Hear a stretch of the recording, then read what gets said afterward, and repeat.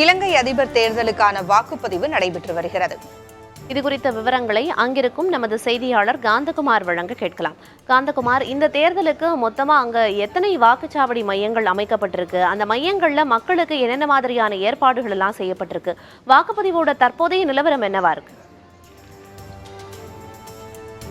நாடளாவிய ரீதியில் இன்று காலை 7 மணிக்கு வாக்குப்பதிவு ஆரம்பமாகி இருக்கின்றது.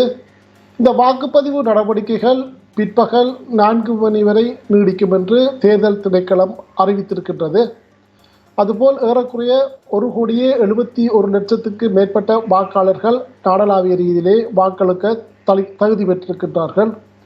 அதுபோல் தற்போதைய நிலவரங்களின்படி இலங்கையின் தென்பகுதிகளில் குறிப்பாக கண்டி, காலி, அம்பாந்தோட்டை, அனுராதபுரம், கொழும்பு போன்ற மாவட்டங்களிலே வாக்குப்பதிவு சுறுசுறுப்பாக இடம்பெற்று வருவதாக அங்கிருக்கக்கூடிய செய்திகள் தெரிவிக்கின்றன.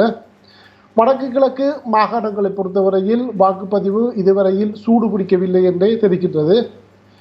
ஏறக்குறைய 13,000 மேற்பட்ட வாக்களிப்பு நிலையங்களிலே இன்றைய காலை 7 மணிக்கு வாக்களிப்பு ஆரம்பித்திருக்கின்றது.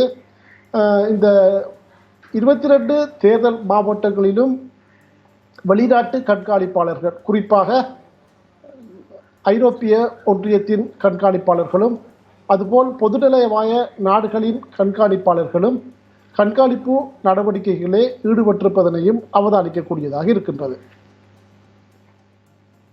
விவரங்களை வழங்கியதற்கு நன்றி காந்தகுமார்.